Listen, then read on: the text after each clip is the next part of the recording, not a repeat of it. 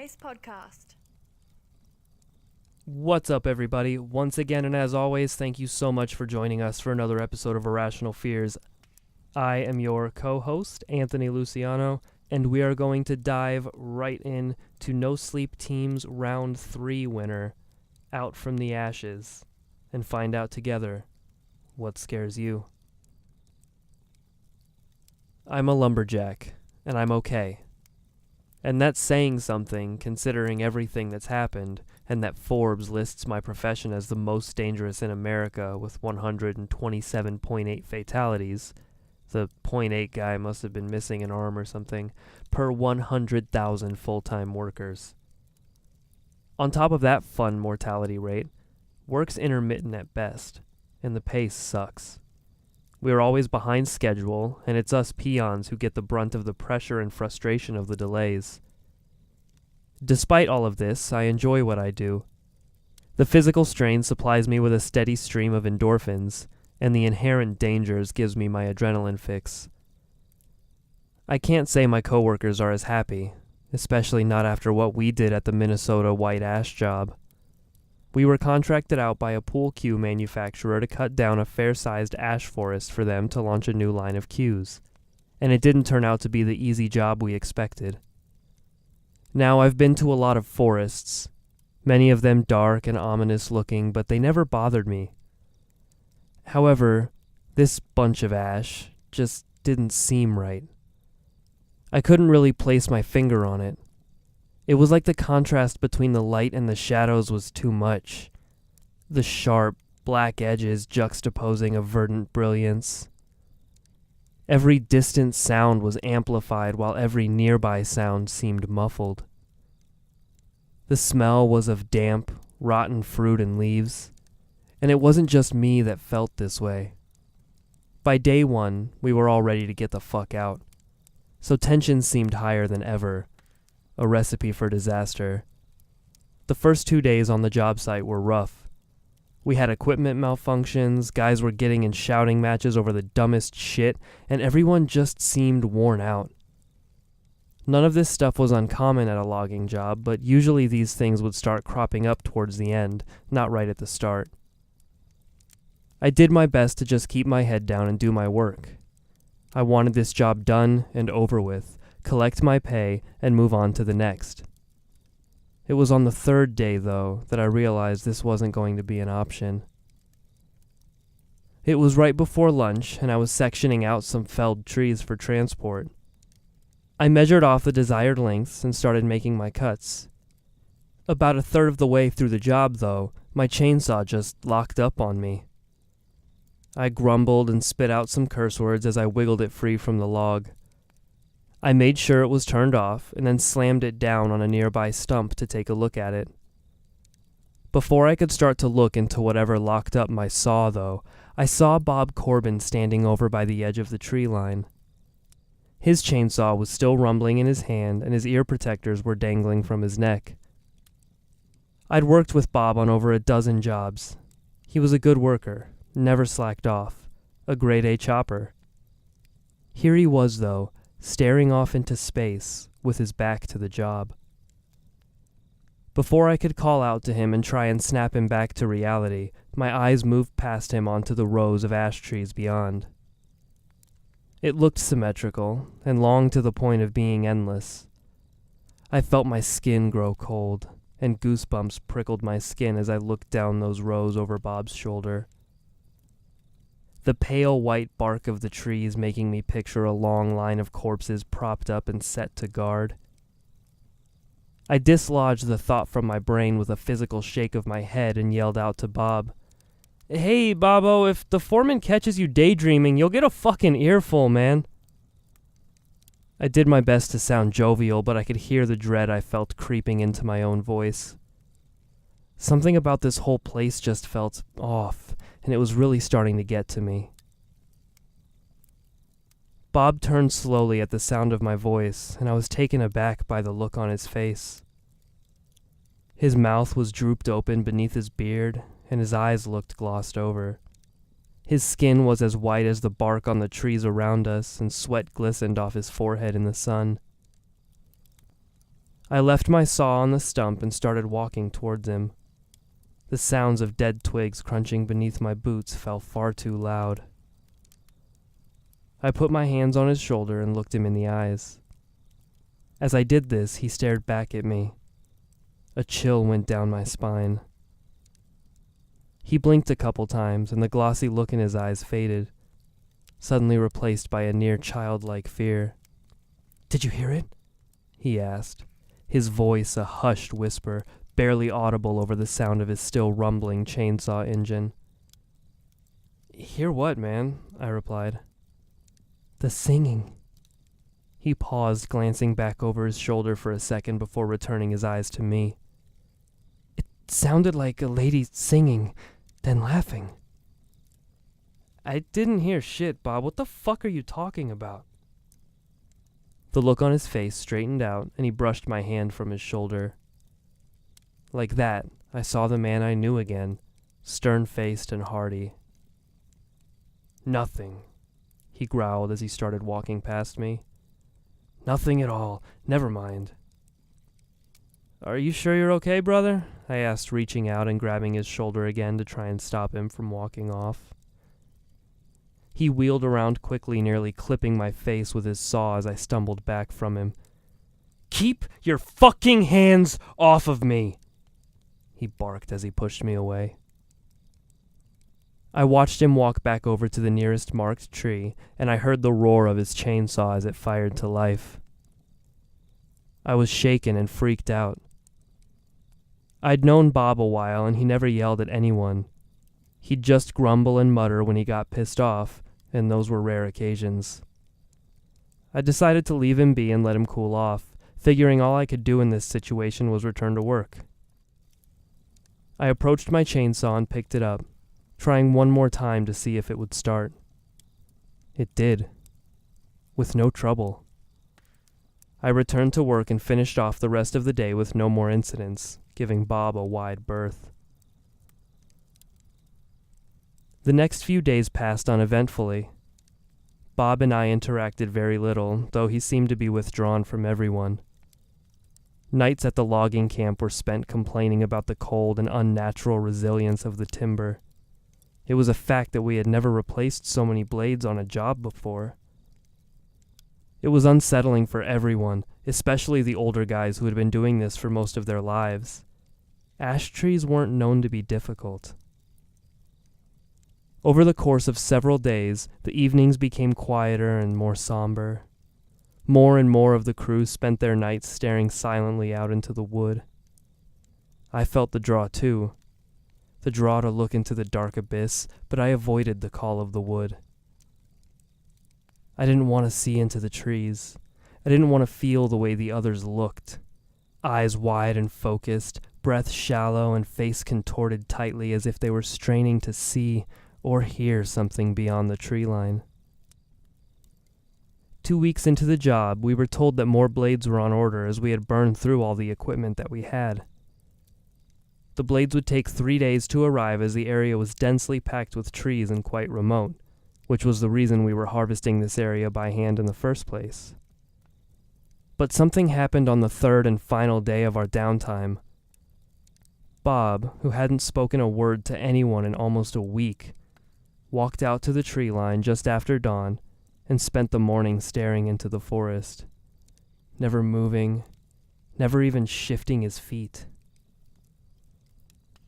No one approached Bob until midday when I volunteered to bring him a dry, poorly made ham sandwich.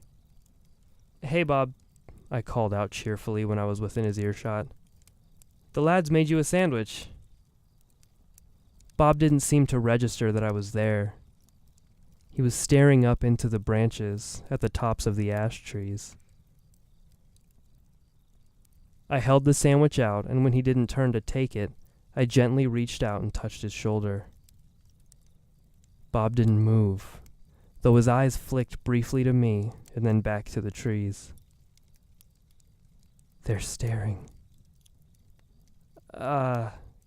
Who's staring?" "Them. Them in the trees." I laid a flat hand on my brow to block the light of the cold sun and followed Bob's gaze. I saw nothing but white bark and dead leaves rustling in the wind. Squirrels? Bob continued staring into the canopy, his eyes sliding from one tree to the next. No. The hanging people. The ones hanging in the ash. My eyes darted frantically around the wood. What in the hell was Bob looking at? Don't you see them? They're staring at you. My body shuddered involuntarily at his words, though I still saw nothing in the trees. And me. Bob. They're dead, all right. Hanging there, swinging in the wind. The skin is peeling off the face and rotting from the body, but they're still looking at us. Eyes as white as the bark of the branches they're hanging from. Bob? I took a steadying swallow of the thin air.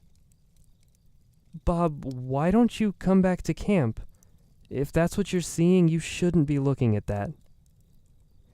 It ain't their stares that scare me, lad. It's the singing. They're singing to you? No, of course not. They only sing when you ain't looking at 'em. Soon as I turn my back, they'll start again. I turned away from the wood and quickly muttered that I was returning to camp. I hurried away, leaving Bob with his delusions. As soon as I got back, I tracked down our foreman and told him that Bob was slipping and likely needed to see the medic, though I didn't tell him exactly why I thought so. Bob had a daughter, a single mother on hard times, and he desperately needed the pay from this job, but he never did receive it. Bob returned from his vigil in the company of the foreman some hours later, but he left again that very night after everyone had gone to bed. After that, no one saw Bob again. These kinds of troubling illusions last for days. I would wake in the middle of the night from sweaty dreams of screaming trees, and when I went outside for fresh air, I would see them. Members of the crew, friends of mine, some like brothers, standing at the tree line. In the moonlight, I saw their silhouettes as they stared out into the wood in an unmoving, unbroken line. Why this anomaly didn't affect me, I did not know. During the days, the others were quiet and irritable. Our foreman, O'Connor, simply walked the length of the tree line, watching our work intently. He said nothing to anyone until the final afternoon, when I noticed him standing next to the harvester I was using and yelling excitedly at me. I turned off the vehicle. You can't do that here, it's not ours. The trees can't cut themselves down, that's our job. What are you saying, boss? I asked as he took a breath. You can't cut those trees down. They live in them trees. What? Who does? The people right in front of your eyes, boy. The ones staring daggers at you. He spun me around and pointed out into the wooden canopy. They're looking right at you. You can't cut down their trees. That's where they hang. I don't see anything, boss. They can't cut themselves down, and we can't cut them down. It's our job to get them bodies down, but they live in those trees, so we can't. Don't you see, boy? I stared at him and slowly shook my head. What was happening? This was their forest long before we got here. The trees, they eat the people, and then the people become part of the tree. The people, they're the eyes of the trees, see? My foreman pointed at something high in the treetops to the far left of where we were standing. And that's when I finally saw it. A body, just one, swaying sickeningly in the wind, hung by the neck from a branch. He wore the clothes of a lumberjack. What? I breathed. Who is that? We have to help him. No. O'Connor caught me by the back of the shirt as I started toward the dead man. The trees have him. He's part of them now. He's their eyes and their ears. He's not one of us anymore. Can't you hear him singing? He's happy there. I backed away from my foreman quickly and slammed into the side of the harvester. I don't understand, was all I could choke out. I sent Anderson in there to talk to the people hanging from the branches. Anderson's gone? Into the wood. No, we have to get him back. I don't know what's happening, but we have to leave here now. Who would you send? Douglas and Crosley followed him in. They went to talk to the hanging people. What about Royce? Royce is over there. He jabbed a thumb over his shoulder at young Dan Royce, who was loading a flatbed with small pieces of lumber. We need to find the others. No, boy. We need to return the wood to the forest. That's what they want. Who? Haven't you been listening? The people hanging from the trees. They want the ash returned. That's their wood, their brothers. You're insane. No, boy, I just listen. O'Connor held his finger up to his ear and then turned on one foot and walked deliberately back towards camp. As soon as he was far enough away, I ran at top speed over to Royce, who was climbing into the cab of the flatbed. Royce, we gotta go. What? Where? Boss has lost his mind. He sent Anderson, Crosley, and Douglas out into the woods, and Dan, I think there's a body in a tree over there to the west. Well, yeah, of course there is. There's bodies in all the trees, man. Royce shook his head at me like I'd just told him college is expensive. What? No, Dan, no, don't say that. Please. Hey, just relax, brother. I'm gonna go dump this lumber back into the forest, and then you and me can head back to camp. Get some dinner. Sound good? I think you need a drink. Royce slapped his hat against the steering wheel and started the engine. I watched helplessly as he drove the truck to the tree line and made a 3-point turn to back up to the wood. I couldn't watch anymore. I ran back to camp as the first streaks of pink and orange bled into the quickly darkening sky. As soon as I arrived, I dove into my tent and quickly packed my things. I would steal whatever truck I needed to get out of here.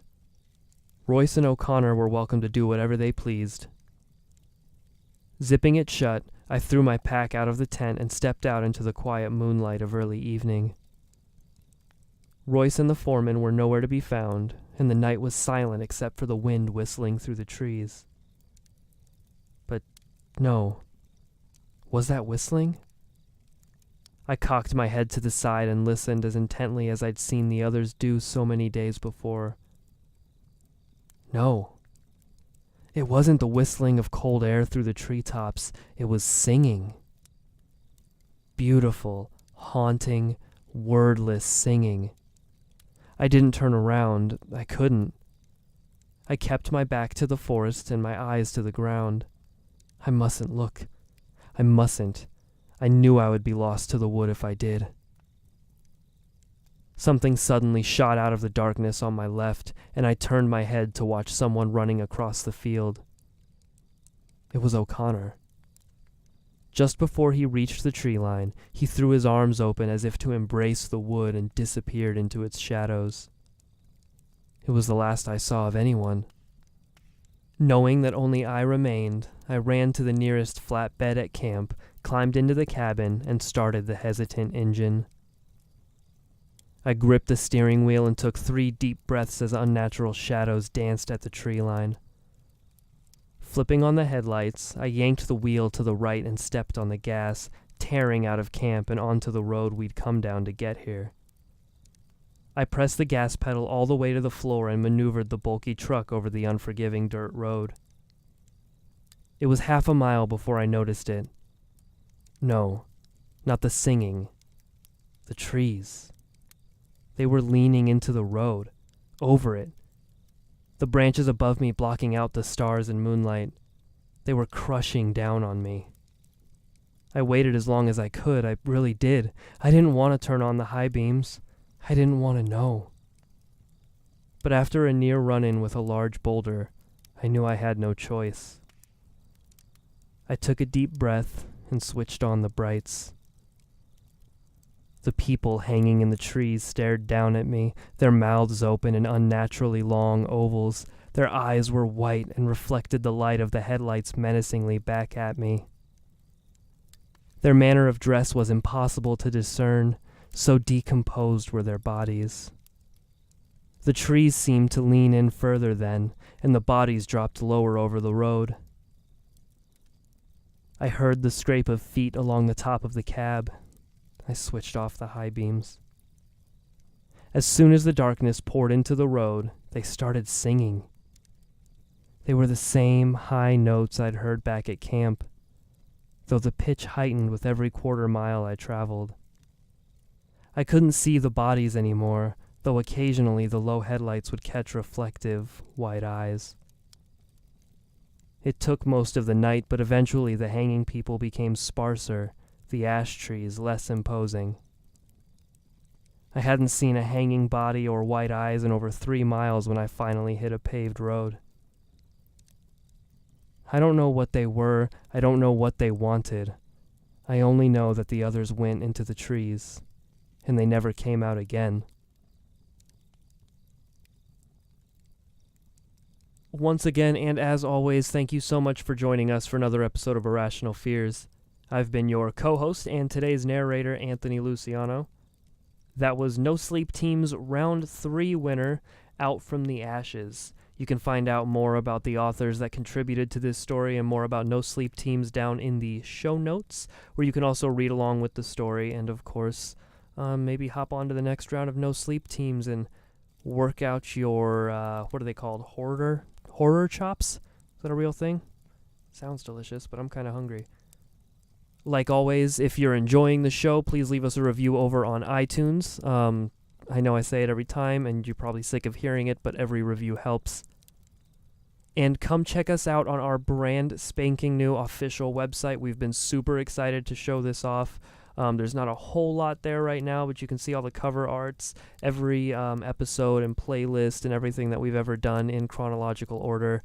Every story that Sailor and I have written is also on there. And we've got some super, super exciting secret stuff that we've got coming to the website in the next, I want to say, month or so. Fingers crossed, so I don't want to say too much about that. But you can check that out at irrationalfearsproject.com. And if you feel like supporting the show in a monetary sort of way, we have a Patreon, so you can check us out there. And we also, of course, have the free trials and all that jazz, but this episode is going to be sponsored by Audible, as usual. I keep saying that you should check out Sailor's favorite book, Ready Player One, narrated by Will Wheaton, because the movie's coming out soon, and she's been trying to get me to read it since, like, the day we met, and I'm personally going to probably go on there and listen to the book myself and then see what all the hype is about. You can check that out at audibletrial.com/irrationalfears. That'll get you a free 30-day trial and access to over 180,000 different audiobooks if Ready Player One doesn't sound like it's in your wheelhouse.